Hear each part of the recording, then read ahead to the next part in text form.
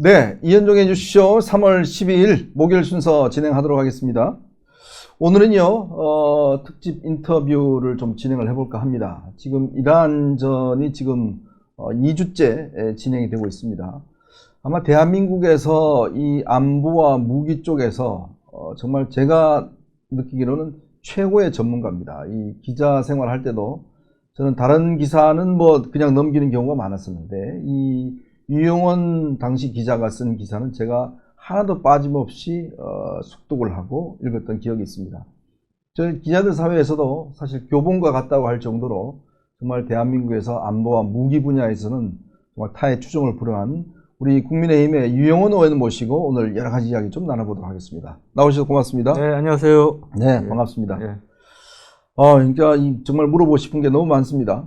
지금 이 미국과 이스라엘이 이란을 공격한 지 내일로 딱 2주가 되거든요. 네. 지금 아마 사실은 우크라이나 전쟁은 뭐 어떤 면에서 보면 전 세계적인 영향이 좀 제한된다고 할 수 있지만 특히 이게 이란 같은 경우는 지금 일단 석유 문제 때문에 지금 우리 일상생활에도 너무나 밀접하게 연관이 돼 있어요.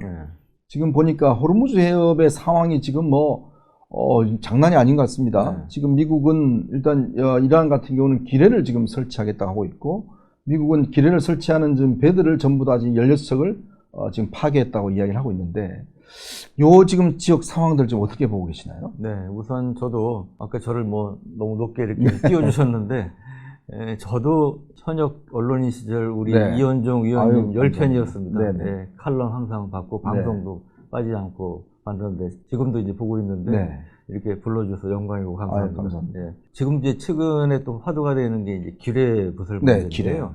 기뢰가 보면 이제 바다의 지뢰다 이렇게 이제 표현합니다. 근데 이 지뢰가 보면 사실은 굉장히 어떻게 보면 초보적이고 원시적인 무기지만 이제 가성비 그리고 비인도적이죠. 근데 비인도적인 그런 무기인데 가성비는 군사적인 면에서 보면 그런 무기죠. 그러니까 그 기뢰도 마찬가지입니다. 바다에 있어서 가성비 무기라고 볼 수 있고요.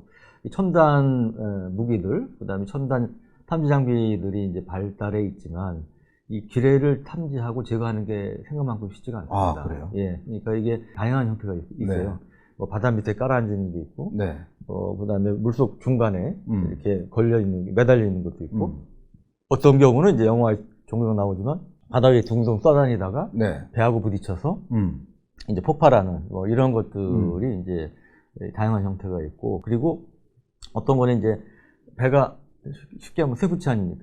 그래서 이제 자성이 나오죠. 그래서 이제 자성을 탐지해서 폭발하는 이제 이런 지뢰도 있고요. 그런데 이제 그러다 보니까 이제 기뢰를 제거하는 함정들은 보통 이제 금속이 아닌 어떤 경우는 거의 목재를 써서 이제 제작하는 경우도 있고, 그래서 기뢰가 요즘은 헬기를 통해서 제거하기도 하고 그러는데 쉽지 않다. 그리고 호르무즈 해협이 이 초크 포인트, 굉장히 이 가장 좁은 지역은 수역은 수십 킬로밖에 안 되지 않습니까? 그렇죠. 그래서 그런 점에서 기뢰를 몇십 개만 깔아놔도 거기에 이제 예를 들어 배가 한두 척이라도 기뢰하고 충돌해서 부서지는 이러한 일이 벌어지면 아무래도 요조선들이 움직이는 게 힘들 거 아닙니까? 하지 않을 거 아닙니까? 그래서 이제 그런 면에서 이란에서는 당연히 이제 기뢰전을 이제 노릴 것이고, 그래서 이제 미국이 이제 기뢰 부설함을 거의 다 제거했다 이런 얘기가 나오는데, 근데 이거는 조그만 배수도 이 기뢰를 설치할 수가 있어요. 그래서 일부 외신에 따르면 뭐 수십 개의 기뢰를 바다에 뿌린 뭐 그런 게 있다, 정황이 있다 이런 얘기도 나오고 있고요. 그래서 미국에서 특히 이제 트럼프 대통령이 금방 전쟁 끝날 것처럼 계속 얘기했다가 이제 또 주워 담기도 하고 그러시는데 생각만큼 그렇게 미국의 의도만큼 빨리 끝내기는 쉽지 않을 것 같다 생각이 듭니다. 지금 보니까 미국이 16척을 일단 파괴했다고 이야기를 하고 있는데 일부 기뢰는 또 깔렸다고 이야기가 나오고 있고요. 지금 일본하고 태국 선적의 배들이 한 4척 정도가 유조선하고 이제 좀 격침을 당했다는 이야기가 있고 말이죠. 그러면 이게 지금 우리나라 국적의 유조선 등등이 한 26척이 안에 있다는 거 아니겠습니까? 이렇게 되면 지금 일본은 아마 자위대 파견을 지금 검토를 하고 있는 것 같아요. 자국의 보호를 위해서. 그럼 우리가 청해 부대가 나가 있잖아요. 맞습니다. 그러면 우리 같은 경우는 지금 어떻게 갈 수가 있는 건가요, 지금? 이게 중요한 포인트인데요. 지금 아마 이런 상황이 지속이 되면 유조선 호송 작전이 불가피할 겁니다. 네. 근데 이제 그게 미국 단독으로는 어렵고 네. 또 특히 이제 기뢰제거하는 소해 작전 능력은 사실은 일본이 세계 최고 수준입니다. 글쎄, 일본이 세계 최고라고 하더라고요. 그래서 엄청나게 큰 이제 기뢰 모함도 있고 그런데 그러다 보니까 이제 일본은 소해 작전을 할 경우 당연히 이제 지원할 가능성이 네. 많다고 보고요. 그리고 과거에도 이제 호르무즈 해협에서 저런 문제가 생겼을 때 우리 청해부대 등에 대한 지원 요청을 받은 적도 있습니다. 네. 그래서 그때도 우리 정부에서 이제 고민도 하고 그랬었는데 아마도 이게 장기화되면 우리나라를 대상으로 또 아마 함정 지원, 네. 선박호송 작전에 함정을 좀 보내달라 이렇게 지원 요청이 올 가능성이 많습니다. 그러면 우리 입장에서는 일단 청해부대라는 게 사실 이제 4,500톤 구축함 한 척입니다. 네네. 거기 일부 이제 UDC실 같은 특수부대 타고 있고 그런데 청해부대를 임무 지역으로 옮겨서 수역으로 옮겨서 지원할 가능성도 있다고 봅니다. 그러면 그게 사실상 참전의 어떤 효과가 있을까요?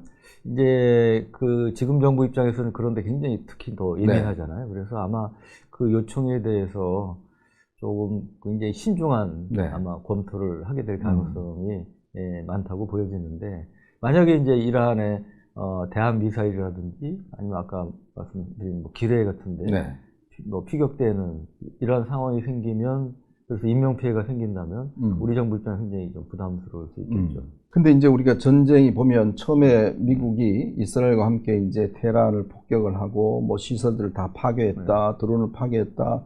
그래서 이제 상식적으로 보면 이렇게 미국과 이스라엘이 엄청난 화력을 퍼부어서 아마 이란이 제대로 대응을 못하지 않을까라는 생각을 했었는데 점점 혁명수비대가 지금 대응하는 걸 보면 그래도 꽤 저항이 있는 것 같아요.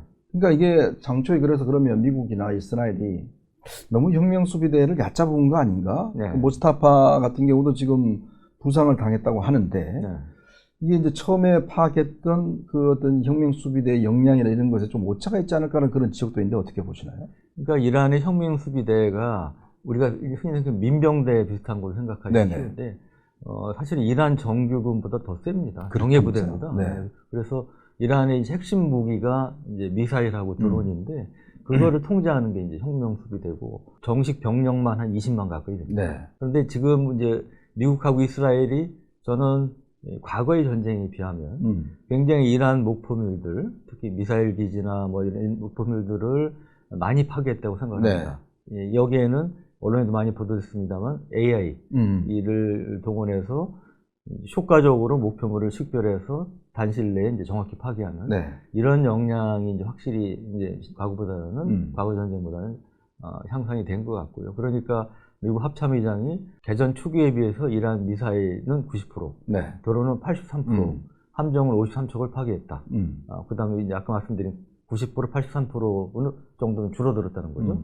그래서 그 정도로 이제 줄어들었다고 볼 수 있는데 문제는 그렇게 이제 파괴된 것들이 무력화된 게 해군, 그다음에 공군, 방공망, 그다음에 일부 뭐 미사일 전력, 드론 전력입니다. 근데 이란이 이제 그동안 자랑했던 것 중에 뭐가 있냐면 지하에 뭐 드론은 몇백 발, 미사일 수십 발 이상이 늘어서 있는 일종의 이제 지하 만리장성 같은 거를 자랑하고 그랬어요. 그러니까 북한이 뭐 세계에서 지하 시설 기지가 제일 많은 걸로 알려져 있지만 이란도 그에 못지않게 엄청난 지하 시설들을 구축을 해놓고 있습니다. 그래서 이 지하 시설은 아무리 정찰위성이나 이런 게 기술이 발달했어도 제대로 찾기가 힘든 부분이 있어요. 그래서 일부 이제 지하 미사일 기지나 이런 데에 그런 것들 미사일이나 드론이 이제 살아남아 있을 가능성이 있다고 보고요. 또 제일 중요한 것은 지상군입니다. 지상군에 대해서는 지상군은 그닥 아직 큰 피해를 입지 않은 것 같아요. 그리고 지상군을 제압할 수 있는 거는 지상군이 들어가서 할 수밖에 없습니다. 완전히 제압하는 거죠. 이 우크라이나 전쟁이 잘 보여주고 있는 거죠. 그래서 그런 점에서 지상 전력이라든지 이런 부분들은 아직까지 많이 이제 온전하게 남아 있기 때문에 그런 점에서 미사일이나 드론 이란의 미사일 드론 공격이 횟수는 많이 줄었지만 완전히 중단되려면 상당한 시간이 필요하지 않을까 생각합니다. 어제 이제 테헤란에 대한 네. 미국의 대규모 공습이 있었어요. 네. 근데 지금 일단 미국에 내에서는 트럼프 대통령이 좀 말을 좀 상당히 좀 바꿔서 네. 어떤 가까운 시일 내에 빨리 종전하겠다라는 입장을 밝혔고, 네. 지금 일단 오늘 이란 대통령 같은 경우도 종전하는데 그 대가가 배상금 내라, 네. 배상금 내고 이제 다시 도발할 수 없는 그런 조치를 취하면 뭐 하겠다라고 이야기하는데. 네. 근데 우리가 아마 과거 좀 기억하시는 분들은 미국이 부시 대통령 때인가요? 당시 이제 이라크 전쟁을 할 때, 이제 우리 승리했다라고 이제 선언을 했는데, 그 전쟁이 몇 년을 갔지 않습니까? 그렇죠.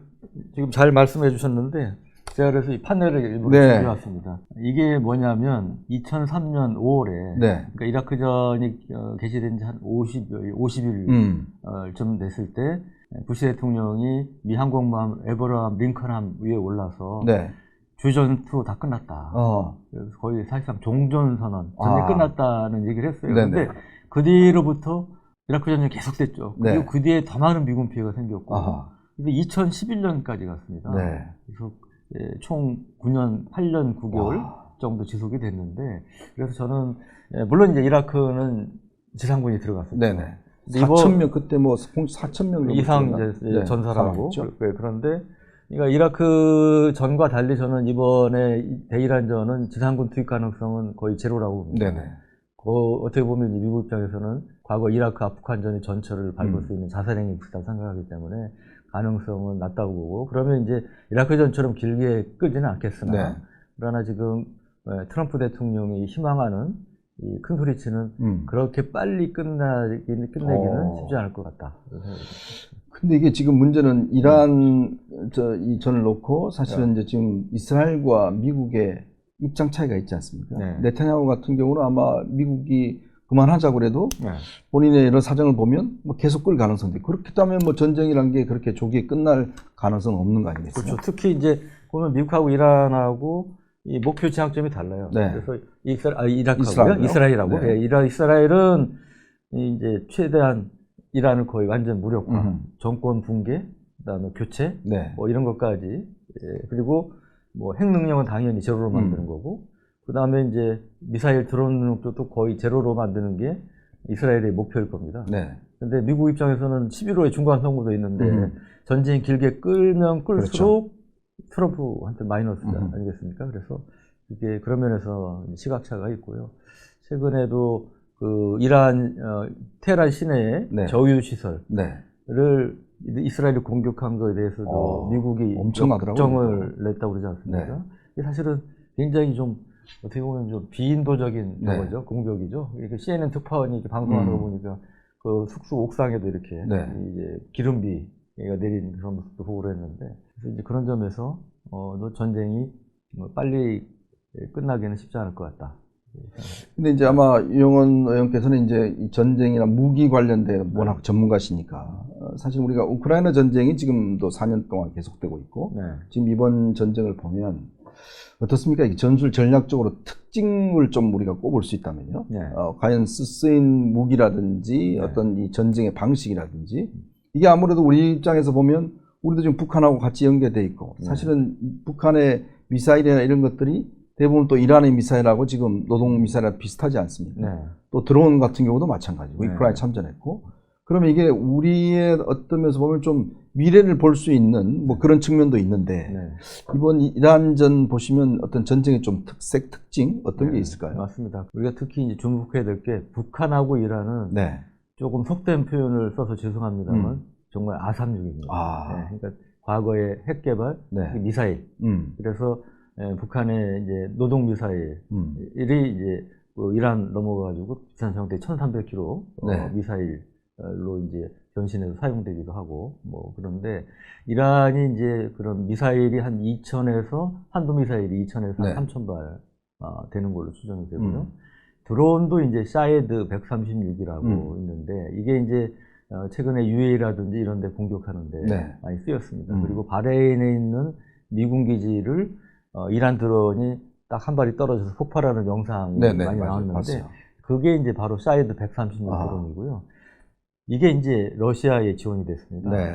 그래서 저도 이제 우크라이나 2번 갔을 때 이번에 갔을 때도 이란의 드론 공격, 러시아의 드론 공격이 있었는데 그때 러시아가 이제 주로 활용하는 게 사이드 130입니다. 러시아에서는 계란이라는 이름으로 개량을 해서 쓰고 있고 이제는 대량 생산할 수 있는 공장을 만들어서 굉장히 많이 쓰고 있는 이러한 드론인데 결국 이번 이제 전쟁도 지난번에 이제 마두로 체포 작전 때 부각이 됐습니다만 AI. 예, 그러니까 AI가 과거에는 어떠한 이제 지금은 위성이라든지 정찰기라든지 정보 수집산이 늘어나니까 그 분석할 사진이 엄청나게 늘어나지 않겠습니까? 맞아요.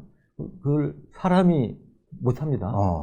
그래서 그거를 이제 AI로 활용해서 굉장히 짧은 시간 내에 AI로 활용하니까 그 시간이 10분의 1 이상으로 줄었다는 분석도 있어요. 그래서 일단은 이제 그 수집된 정보에 대한 평가, 분석을 하는 거고요. 그리고 여기에 이제 더해서 지휘관들이 또 과거보다 굉장히 많은 정보를 접함에도 더 빨리 결심을 해야 될 상황이 되지 않았습니까? 지금 이 시대가. 그러니까 이제 그런 지휘 결심까지 AI가 지원을 하는 거죠. 네. 그래서 이번에 보면 부족 식별이라든지 그다음에 어떤 걸 먼저 타격할지 이런 데 있어서 미국의 잘 아시는 이제 팔란티어라든지 엔트로픽 이런 데 이제 AI가 활용이 됐다고 그러고요. 이스라엘은 또 나름 독자적인 AI를 많이 발전시킨 게 있고요. 그 다음에 이제 좀 전에 말씀드린 드론의 역할이 굉장히 많이 이제 부각이 되고 있는 그런 상황입니다. 근데 우리는 어떻습니까? 지금 우리 같은 경우도 지금 AI를 군사에 쓰고 있습니까? 지금? 우리도 사실은 지난 정부부터 AI 과학기술 강군이 캐치프레이즈였습니다. 근데 저도 뭐 사실은 AI를 잘 모르지만 군 수뇌부 고위층 중에 AI를 제대로 아는 분은 없었던 것 같아요. 그리고 지금 뭐 하여튼 과거 지난 정부부터 해서 군 내에서 이제 AI에 대한 관심은 굉장히 높아졌고 이제 교육도 시키고 그러는데 실제로 AI를 활용하기 위한 준비는 아직 미흡하다라고 볼 수 있고요. 저는 그래서 국회 가서 들어간 다음에 이 AI 국방 AI 관련된 법도 없고 그래가지고 이번에 이제 국방 AI 기본법을 여당 의원하고 같이 이제 공동 이제 발의를 하기도 했습니다. 그래서 이제 그런 면에서 노력이 필요한데 중요한 거는 뭐 드론도 그렇고요, AI도 그렇고 이게 우리가 제일 부족한 게 저는 절박감, 경각심이라고 생각해요. 그러니까 우크라이나가 지금 아마 세계에서 드론 잡는 대드론, 안티드론 기술이 세계 최고일 겁니다. 왜냐하면 우크라이나는 그렇게 발전을 안 시키면 죽으니까. 그렇죠. 망하니까. 저도 이번에 깜짝 놀랐어요. 우크라이나가 그렇게 이 드론 잡는 드론 기술은 최고라면서요. 그리고 드론 활용하는 데서 최고고요. 그 다음에 사용하는 것도 양산 기술도 능력도 세계 최고일 것 같습니다. 제가 이번에 지난달에 직접 보셨다면서요? 우크라이나에 가서 우크라이나에서 가장 큰 이제 드론 공장 중에 하나를 제가 가봤는데 우크라이나에서 제일 많이 사용되고 있는 게 FPV 드론이라고 이렇게 각을 쓰고 조정하는 게 있어요. 1인칭 시점 드론이라고 그러는데 크기 이 정도밖에 안 돼요. 그리고 가격도 한 50만 원밖에 안 하는데 그래요? 이게 이제 가장 널리 활용되고 이력을 발휘하는 이제 그런 드론이 됐는데 제가 간 그 공장에서만 한 달에 1년이 아니고 한 달에 12만 대를 만듭니다. 12만 대요? 12만 대. 그리고 이보다 큰 이제 그 로터 8개 달린 이런 뱀파이어라는 드론, 그거는 이제 밑에 소형 폭탄 몇 개 달 수 있는 드론인데 그거는 한 달에 한 6, 7천 대를 생산하고 있었어요. 그 사람이 만드는 겁니까? 사람이 만들고. 물론 이제 일부 공작 기계도 활용하는데. 그런데 그러니까 이게 드론이 정말 포탄처럼 쓰이는 거죠. 그러니까 러시아도 이제 많이 씁니다. 근데 우크라이나만 봐도 한 달에 사용하고 있는 드론이 20만 대 이상. 20만 대. 그래서 올해 한 해만도 300만 대 이상의 그런 자폭 드론을 활용한다고 그럽니다. 그러니까 이제 그러려면 양산 능력이 있어야 되죠. 그러니까 그 숙련된 기술자도 필요하지만 기계도 많이 활용하는데 제가 특히 인상적이었던 건 3D 프린터 아시죠? 3D 프린터가 100대, 200대도 아니고 1200여 대가 한꺼번에 가동되더라고요. 근데 그게 진짜 이게 직접 봐야만 이게 얼마나 한지. 근데 제가 거의 충격을 받았습니다. 그걸로 뭘 만드냐면, 아까 말씀드린 이제 드론을 잡는 드론. 이게 이제 충격, 일종의 이제 자폭 자살 드론인데 가미까지 드론인데요. 예, 날아올라서 날아오는 드론하고 부딪혀가지고 이제 폭파시켜서 이제 무력화하는 이제 그런 드론인데 이게 이제 속도가 굉장히 빨라요. 시속 한 300km고. 시속 300km? 시속 300km. 굉장히 빠릅니다. 네, 빠른 겁니다. 예. 그리고 여기에는 이제 센서, 뭐 카메라라든지 이런 것들이 이제 필요하기 때문에 가격이 우리도 이제 그런 것도 개발했는데 우리는 몇 천만 원이에요. 미국도 마찬가지. 그런데 거기 얼마냐고 물어봤더니 $1,500. $1,500? 그러니까 우리 돈으로 한 200만 원. 200만 원? 그 정도로 그러니까 이 가성비 있는 거를 만드는 겁니다. 그래서 저는 왕기백 국방장관께서 취임하신 다음에 50만 드론 전사 얘기하시고 그러는데 우리는 사실은 그런 걸 만들 인프라가 굉장히 약합니다. 그래서 거기 또 이제 드론 교육 시스템도 잘 돼 있더라고요. 그래서 저는 갔다 와서 제가 이제 그 메시지도 내고 그 안 장관께도 그 건의드린 게 꼭 이 방위사업청, 국방부 관계자들이 꼭 우크라이나에 좀 가셔서 그런 드론 공장, 드론 운용 실태를 좀 보시고 자극 좀 받았으면 좋겠다 이렇게 말씀을 드렸습니다. 보통 그런 전쟁이 일어나면 우리나라 뭐 국정원이나 또 뭐 군 정보기관이나 이런 데 가서 보지 않나요? 없습니까, 당연히 우크라이나는 이런 첨단전, 드론전, 그다음에 스타링크 같은 우주를 활용하는 부분, AI 이런 첨단 전쟁의 어떤 전범을 가지고 있기 때문에 그런 면에서 가야 되고요. 더 중요한 거는 북한군이 참전하고 있어요. 그럼요. 북한군이 한두 명도 아니고 그것도 정예 특수부대가 15,000명이나 참전해서 지금 실전경을 쏘고 드론도 발전시키고 있는데 그러면 우리가 파병까지는 아니더라도 군 전문가들이 가서 보고 배워야 될 거 아닙니까?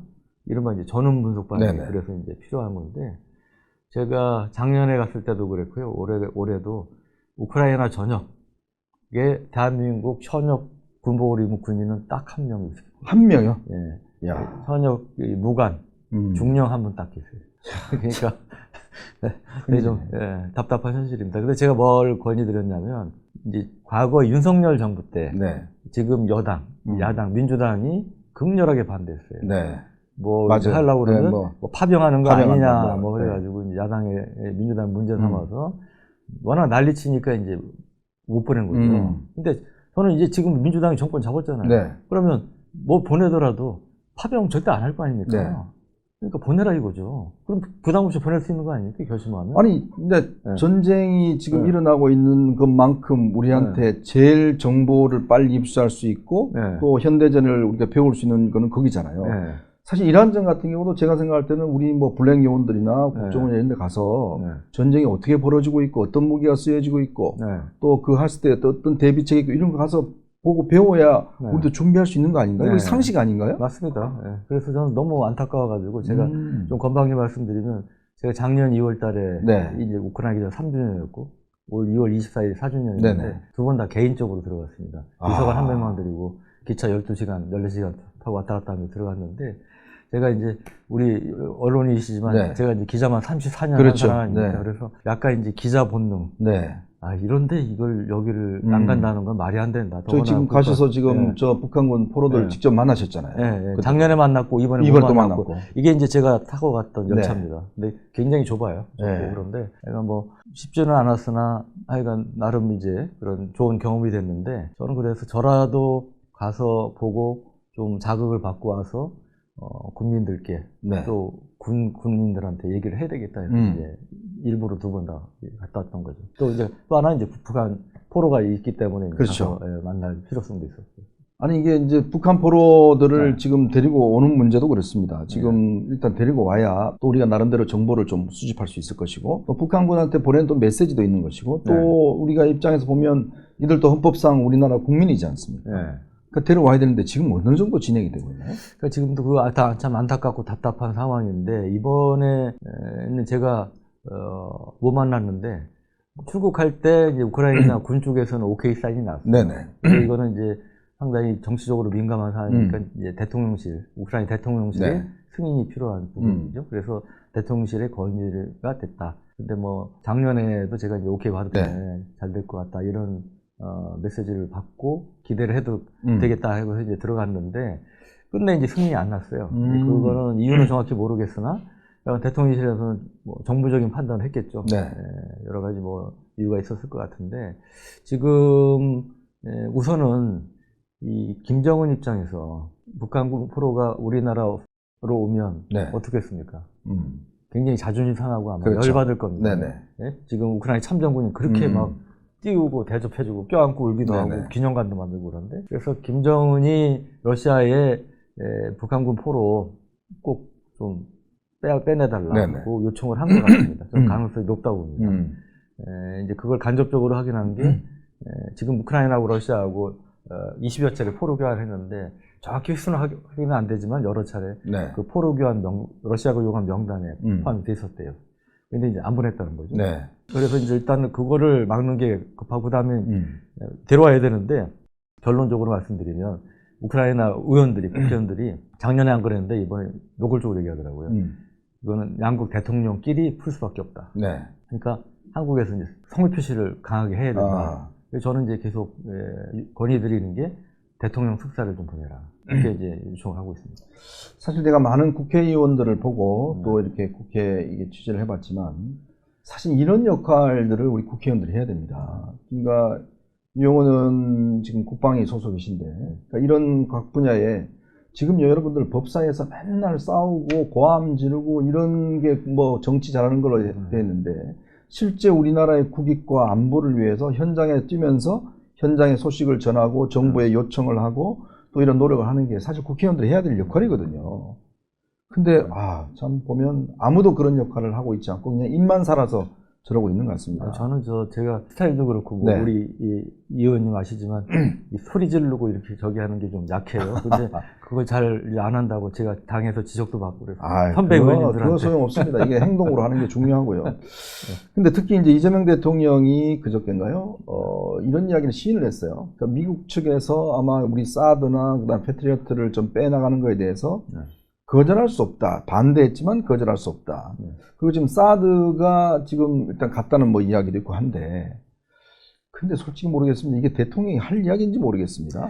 근데 저는 이 대통령 말씀하신 것 자체는 팩트라고 봅니다. 네. 왜냐하면 이게 이제 기본적으로 주한미군 무기를 배치하고 빼내고 이거는 우리가 왈가왈부 할 수 있는 사안은 아닙니다. 그렇죠. 물론 주한미군이 결정한 사안이에요. 근데 이제 우리 안보에 직접적인 영향을 끼칠 수 있는 부분이 많지 않습니까? 네.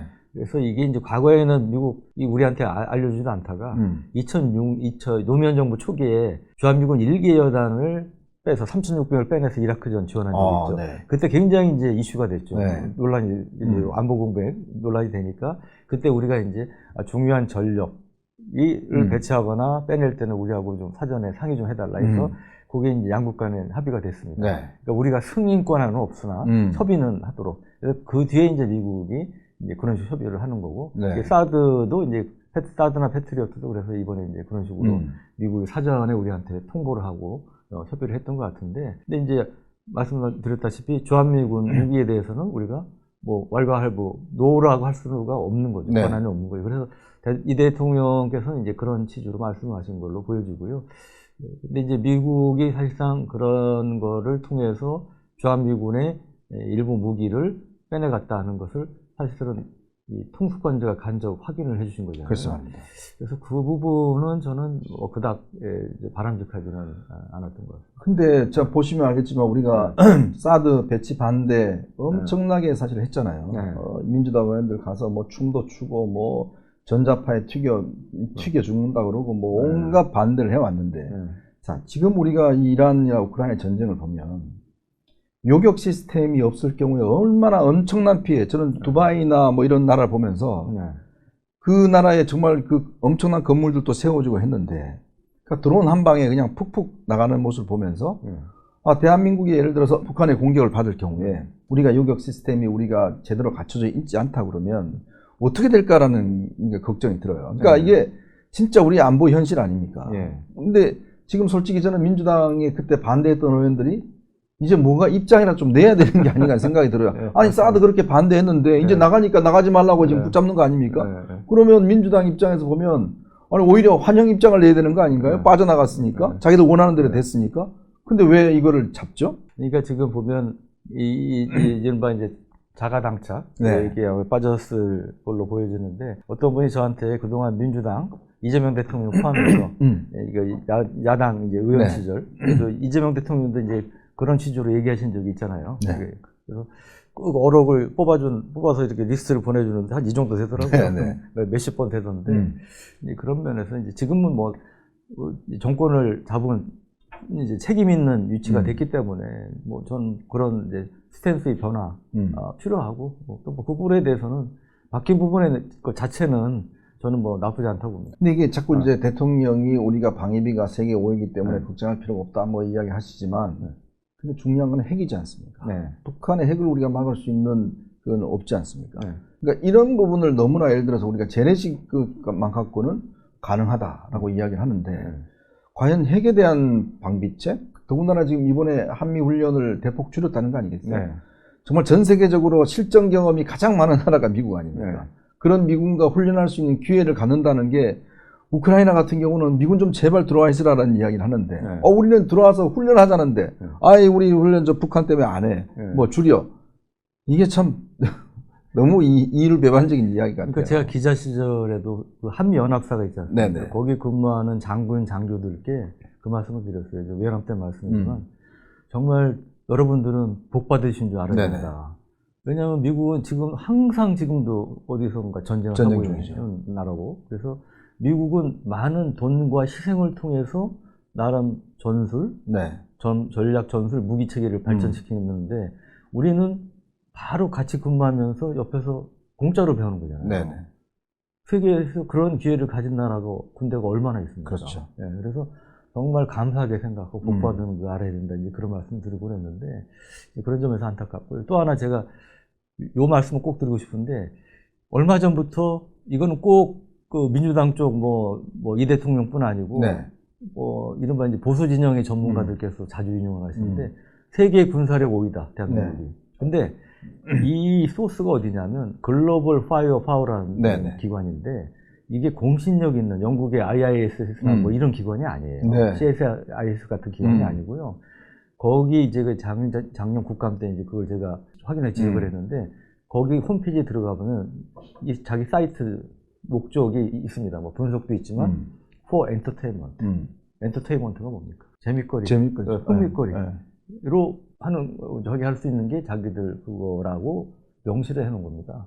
이제 그런 한계가 있다. 그러니까 그런 거고 더구나 중요한 핵이라든지 이런 건 빠져 있습니다. 그래서 이제 그런 것을 우리가 너무 우리 군사력이나 이게 상당히 높은 수준인 건 맞죠. 근데 5위건 아닙니다. 그래서 그 부분은 너무 우리가 맹신하고 거기에서는 곤란하다 이 말씀 좀 드리겠습니다. 사실 요번에 이제 지금 UAE나 이런 데서 우리한테 이제 천궁2라고 요격 미사일 있지 않습니까? 그거를 지금 뭐 빨리 달라 뭐 하는데 그러니까 이게 뭐 모르겠습니다. 뭐 이 언론에서 너무 부풀려진 게 아닌가는 모르겠지만 그래도 세계적으로 지금 이렇게 요격 미사일을 만들고 더군다나 지금 명중률이 꽤 높다면서요? 맞습니다. 저도 놀랐는데요. 이번에 이제 그 UAE에 그 순항 미사일, 탄도 미사일, 그다음에 드론이 다양한 공격이 있었는데 패트리어트 등 이제 다양하게 사드까지 있습니다. 이스라엘제도 있고 뭉뚱그려서 한 90%대의 명중률을 기록했다고 요격률을 기록했다고 하고요. 근데 제가 또 이제 추가로 알아보니까 천궁2의 경우는 한 96%. 96%요? 를 기록했다고 해요. 그래서 처음에 저도 반신반의했는데 여간 그 굉장히 높은 명중률이었다고 하고요. 그때 이제 초반에 이란이 UAE 공격한 순항 미사일은 8발이 있었는데 8발 요격은 다 천궁2가 맡았답니다. 아, 순항 미사일 8발을 다 천궁이 8발 다 요격. 순항 미사일 자체는 100% 명중률을 기록한 거고요. 탄도 미사일은 170여 발 중에 160여 발을 요격을 했습니다. 이거는 패트리어트 미사일 천궁 같이 했고요. 그래서 이제 그거는 이제 100% 가까운 그런 요격률을 기록한 걸로 보이는데 이게 왜 대단하냐면 숫자 자체도 대단한 거지만 패트리어트가 90%대의 명중률을 기록한 게 처음부터 그런 게 아닙니다. 그렇겠죠. 걸프전 때 사실 처음에 이제 백발백중 한 것처럼 보도가 됐지만 나중에 확인해 보니까 50% 60%도 안 됐다는 거 아닙니까? 그 뒤에 그 많은 그 전쟁 참전 또 개량을 통해서 지금의 이제 90%대 명중률을 기록하는 건데 우리는 96%가 이제 나중에 확인이 된다면, 공식 확인이 된다면, 첫 실전에서 그렇게 기록한 거잖아요. 그렇죠. 그거 대단한 거죠.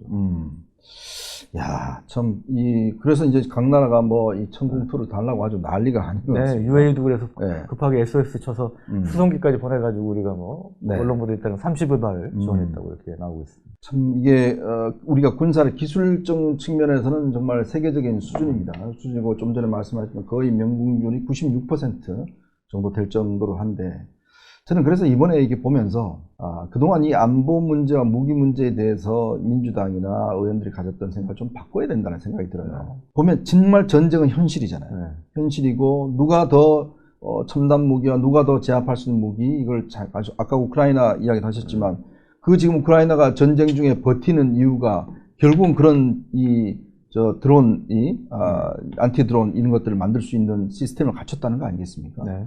저는 그래서 정말 우리는 글쎄요, 뭐 상황이 없어서 너무 안이하게 되는지 모르겠지만 사실 우리 앞에는 엄청난 북한이 있어요. 최근에 북한이 최연호인가요? 그걸 지금 그걸 뭐 실험도 하고 했는데 사실 우리는 더 위험한 상대가 지금 바로 눈앞에 있는 거잖아요. 맞습니다. 그러니까 지금 보면 우크라이나 전이 우리한테 정말 의미가 있는 게 북한군 특수부대예요. 병의 특수부대. 한반도 전면전 나면 우리 후방으로 침투해서 게릴라전을 그렇죠. 벌일 그런 부대란 말이죠. 그러면 이 사람들이 15,000명이 참전해서 우리 정부 당국 분석에 따르면 최소 4,000에서 5,000명 정도, 6,000명까지 사상자가 있다는 거니까 저는 그것도 참 너무 상식적으로 너무 많아요. 근데 하여튼 그게 사실이라 치더라도 10,000명 이상은 그러면 살아서 실전 경험을 갖고 북한으로 돌아갈 거 아닙니까? 또 하나 포인트가 우리는 18개월이지만 북한은 복무기간이 10년이잖아요.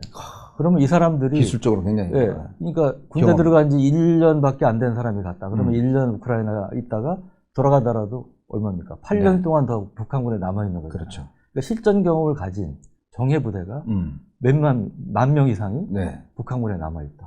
그리고 이 사람들이 이제 교관으로 또 전군에 전파를 할 거 아닙니까? 그래서 그게 정말 저는 반면에 이제 우리 한국군은 물론 외형상 숫자는 무기 숫자 질도 좋고 적지 않은데 중요한 건 사람인데 맞아요. 간부들 지금 모집 안 돼서 난리죠. 또 계엄 여파 때문에 지금 사실은 군이 굉장히 거의 제가 볼 때는 골다공증. 골다공증도 아주 심한 골다공증 상태입니다. 그래서 상반되는 거죠. 북한은 그러면서 오히려 강화가 되고 있는데 우리는 약간. 근데 그나마 다행인 거는 이제 북한이 뭐 포탄만 몇백만 발 보내고 그래서 이제 전쟁을 일으키기 힘든 상황인 게 그나마 좀 다행이라면 다행이지만 시간 지나면 다 복귀하겠죠. 시간 지나면 이제 다 복귀될 거 아닙니까? 그래서 굉장히 그런 면에서 좀 우려가 되고 우리가 경각심을 가질 필요가 있다고 생각합니다. 특히 이제 유현호 의원님은 아마 한동훈 대표하고도 뭐 가까우시고 지나가시는데 그러니까 이런 군사 안보적인 측면에서 좀 이야기를 많이 나누시나요? 네, 종종 말씀 나누고요. 한 대표께서는 그래서 굉장히 오픈돼 있고 또 어떤 사람은 뭐 저쪽에다가 막 공격하는 사람도 있잖아요. 그런데 굉장히 그런 면에서 안보에 관심도 많고 보수적이고 그래서 우리가 이제 국가 유공자, 또 참전군인에 대한 예우에 대한 법률 뭐 이런 거에 대해서도 굉장히 적극적으로 지원해주고 그렇습니다. 특히 이제 한 대표가 공군 출신이잖아요. 공군 법무장관, 법무관 출신이죠. 그 이해도가 좀 뭐 빠르신가요? 대안해 보시면. 그리고 저도 이제 최근에 그 얘기를 들었는데 공군 법무관 할 때 하여튼 굉장히 긍정적인 그런 인상을 많이 받으셨던 것 같아요. 그리고 이제 군에 대해서도 좀 더 애착을 갖게 됐다 이런 말씀을 하시더라고요. 참 저는 그런 바람은 있습니다. 이게 딴 걸 우리가 뭐 정책인 공방은 하고 논쟁은 하더라도 제일 중요한 게 사실은 이 안보잖아요. 이거 없으면 뭐 없는 건데. 근데 그동안 민주당 정권이 보면 늘 이 문제를 그냥 아주 이념적으로 정략적으로 대응을 해왔잖아요.